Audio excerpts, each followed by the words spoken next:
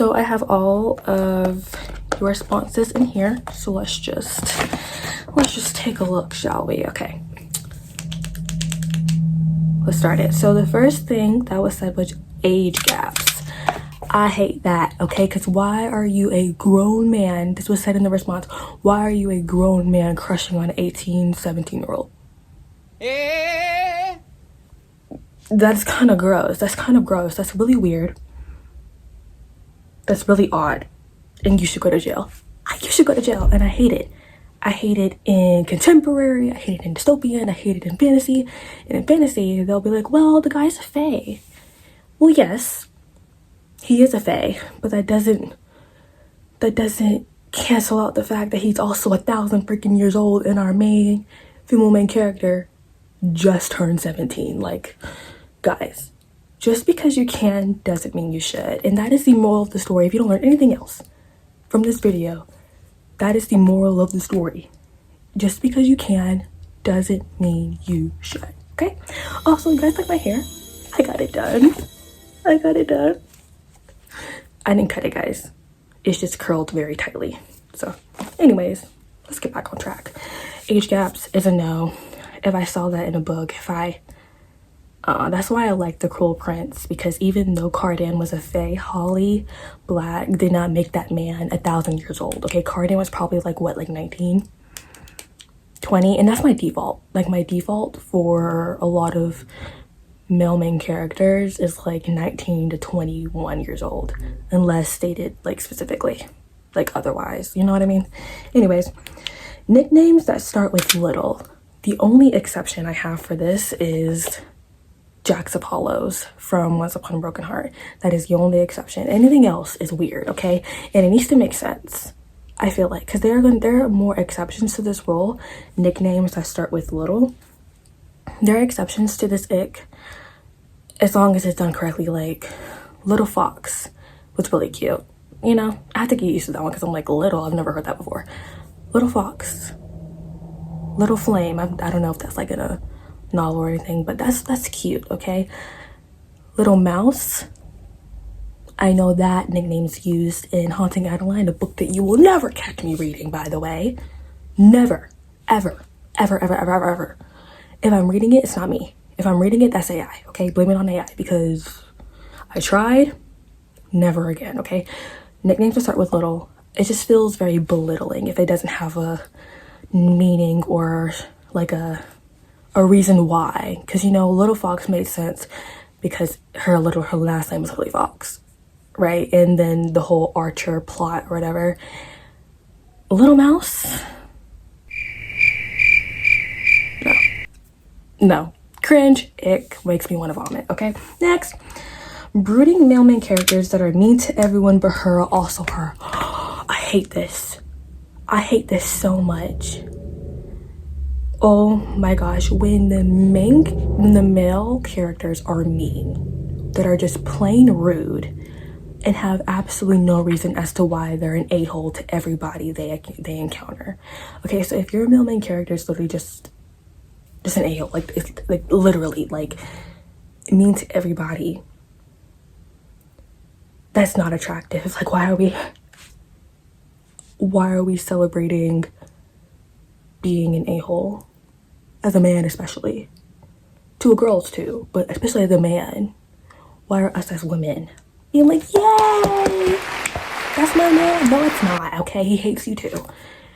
But also, if he hates everyone but her, that still doesn't make any sense, especially if you're not giving us an absolute reason, because I feel like no matter who you are, you should still give people basic decency, right? Like, at least a little respect. But if you just hate everyone, that's a you problem. Sounds like a skill issue to me. Sounds like a skill issue to me, to be honest. If you want to be real, sounds like a skill issue, okay? Like, why am I over here getting cussed at because I asked the directions to McDonald's? Like, what did I do to you, okay? Whatever you had in your life, that's nothing to do with me. You're not that guy. Like, it's just like, why are we normalizing this? Like, why are we normalizing this? Anyways, you're my undoing, but only when Kai Azer says it. Okay. Powerless is a whole different video. If you followed me like a few months ago, and especially on Instagram, and you see my stories of me reading Powerless for the first time, because I've heard many things about it, talking about that it's plagiarized, like, oh my gosh, it's so good, or oh my gosh, it's terrible. I've watched videos upon videos, people comparing it to Red Queen, authors and writers giving their thoughts on Powerless, and I was like, you know what, let me get this book from the library and read it. I was dying.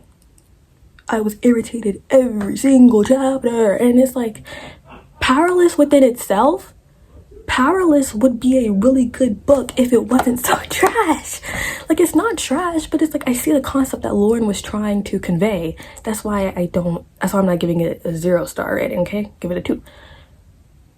The concept of it was really good, okay? Hear me out. Like, the Powerless, the Ordinaries, the Elites, you know, we got all of them, the Mudanes, whatever they were called. Like, I like that. I vibe with that, okay? I'm like, this is good. But the execution, what was on paper was not good. And Kai, I actually hated him so much. I hated him, and it's like, there was no build up for his love for Peyton whatsoever. Okay, I feel like I would have liked it a lot more if I understood why he liked those ocean blue eyes. I feel like I would like it more if I understood why he was completely falling over Peyton again and again and again. But no, we just went head first.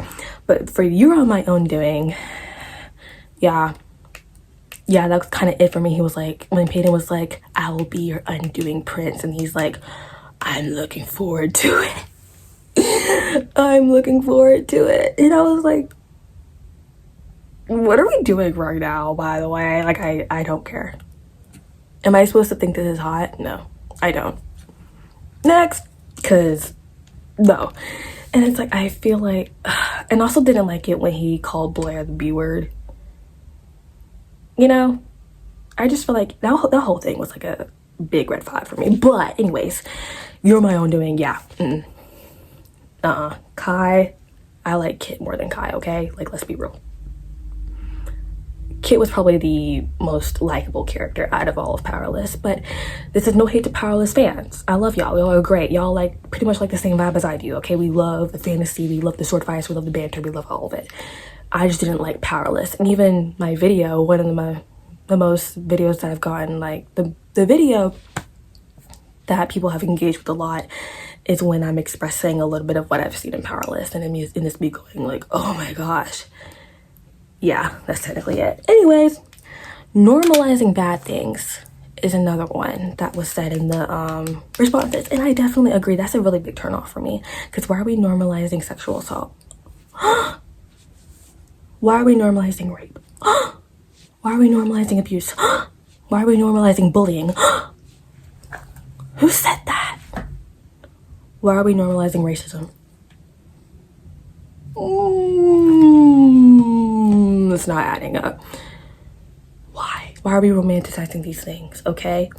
And maybe the author was like, no, it's not supposed to be that way. It's supposed to bring awareness. Okay, babes. You should have gotten some sensitivity readers for sure, because my book talks about some pretty deep stuff, and I do not plan on publishing a page of that book until I get some historians, some people who live through it stuff to read it and critique it, okay? We're not doing that. And if your goal was to spread awareness on such things, why are you making the bad things associated with your male main character, the love interest that your audience is supposed to fawn over and swoon over? And not only that, but you're making your female main character swoon over the male main character. Why are we doing this? By the way, like, you didn't have to. No one put a gun to your head and said you must do this. I didn't say all that. Like, chill. Like, let's not do that. Okay. Fake or real stickers on a book cover. This happened to me with my Divine Rivals book that I got from Target, and it's from Target, obviously. That's why. But it had like a 50% off sticker on it, and I was like, an actual sticker, and I had to like be careful not to damage the cover, but I also wanted the sticker off, and it was so annoying. Like, why do y'all do that? Like, why do we do that? Why? And like when the sticker like leaves this like white stuff on it, white paper, sticky stuff on it, it's so disgusting. And then you see like the rim when you take it off, and you finally take it off and you just see the circle rim on it. No, it's so, get it out of here. Like, no, stop. Okay, dark romance, specifically stalkers. Let me tell you something. I hate dark romance. I've said it before, and I'll say it again. I hate dark romance. And I think it's just like, okay, because I know that dark romance isn't the way that the book community has been going for. Dark romance, its title has been muddied a little bit, I will say, by some bad actors who are romanticizing things that are dark and glorifying those things and associating it with romance, right? Like stalking. You know, stalking is a very traumatic situation. And like, imagine you're literally just living your life and suddenly this random dude has your address and it's like literally watching you sleep through your blinds. That's very traumatic, and it's not something we play with. Like, being stalked is not good, and getting a restraining order does not do a single freaking thing, okay? Okay? Like, I don't condone that whatsoever. And I do believe that the dark romance title has been muddied, but I still don't like it.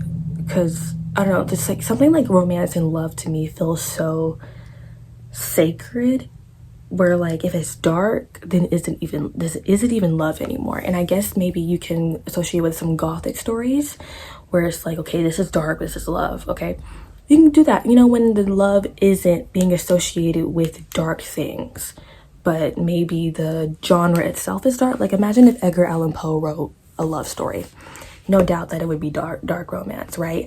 But I guess it's just the fact that dark romance is now associated with topics such as stalking, such as murder, and thinking that it's cute. Haunting Adeline. Anyways, that's why you won't let me read. That's why I'm not reading that. But I definitely agree, because I'm never gonna touch a dark romance book. I can't do it. And it also has something to do with my personal convictions and my faith. I'm not touching that. That's like on the top of the list for the reasons, but the other reasons just like, it just makes me uncomfortable, and I just don't like how it's. No, but if you give me Edgar Allan Poe dark romance, I would read that, because I know that he's probably not going to glorify a rapist. Maybe, I don't know. He had some few issues, but point made. Either way, no. Anyways, unnecessary smut. This is something that I will never, ever, ever, ever, ever condone. I don't read smut, okay?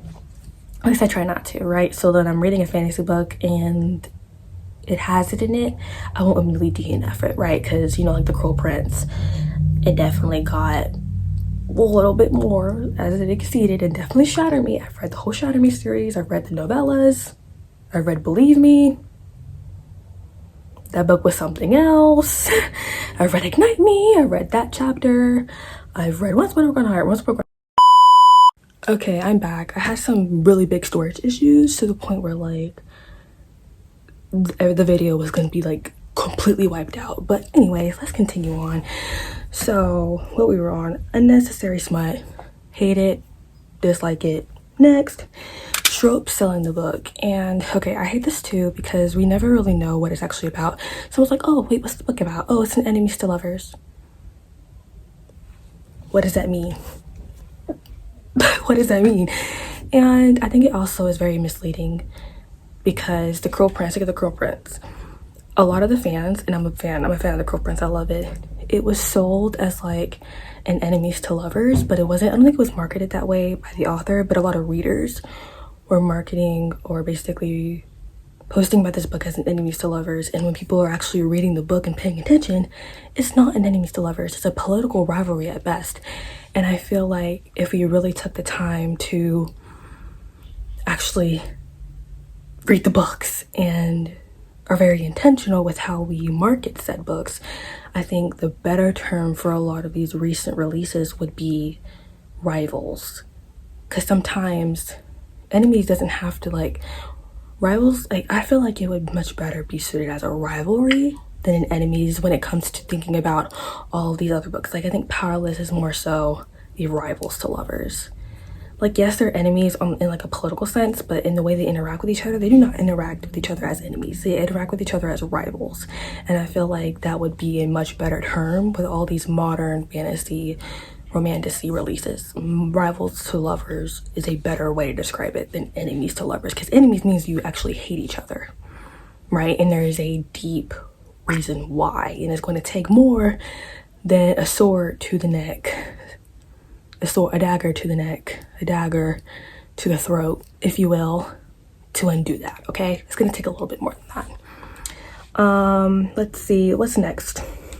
A woman getting away with assault just because they're a woman. This isn't talked about enough. This isn't talked about enough, and it sucks because it's just gross, in my opinion. Like, ew, like, let's not do that. No. Gross. That's my take. Gross. Next. Enemies to lovers, but they're just middle school bullies. Yes, and I'm gonna say that.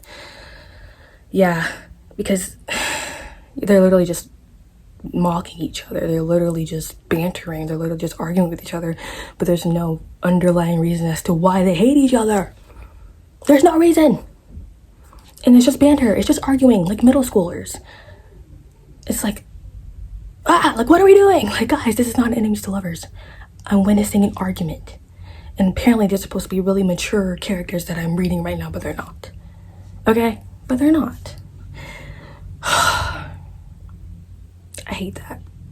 If I'm reading enemies to lovers, they better be out for blood. Okay? They better be wanting to kill each other. Okay? They better be wanting to, like, actively go out for each other's lives. Okay, that's what I'm getting at. Okay, that's what I'm getting at. If your book is enemies to lovers, if you're marketing it as such, then your three characters, whatever it may, these characters have to be out for their lives. Okay, and I don't mean just once, like, oh, I want to kill her. No, I'm talking about they better take every opportunity they can to end that person's life. Okay, or else it's not an enemies to lovers. Let's be real. And the last but not least, the constant smirking, when the male main character's whole personality is just constant smirking. He smirked. Wait, how do you smirk?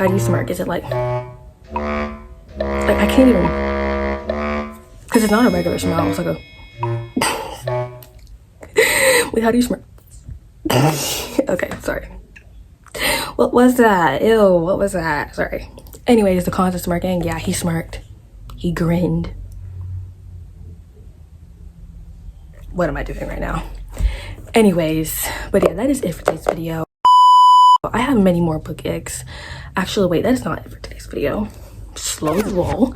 Another book ick that I have is when the female main character rants about how petite she is, or when she forgets that she has a really amazing, wonderful best friend that would literally do anything for her, and that best friend is a person of color, and the best friend doesn't get mentioned at all unless it is for the female main character's benefit, which in a lot of cases, not all cases, but which in a lot of cases is a white female main character.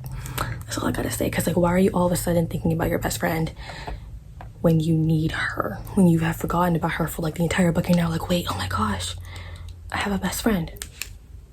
Well, yes, you do. Okay, apparently she's not your best friend. Apparently it's that guy with the dark hair and the eyes that make you swoon and think of, I don't even know. But yeah, okay, now that is it for today's video. Thank you so much for watching. I hope you enjoyed. Okay, this was a very chaotic video to make because I hope I got everybody's responses, and if you guys like want to do more of this, then let me know. I love you so much, and God loves you. Jesus died on the cross for you and everything like that, and he wants to have a relationship with you, so you know, he's a cool guy. I love the cool guy. But yeah, don't forget to follow my Instagram, don't forget to follow my TikTok. I love you so much. And if you stay to the end of this video, comment your favorite food, your favorite dessert, and a red heart. Yeah, your favorite food, your favorite dessert, and a red heart.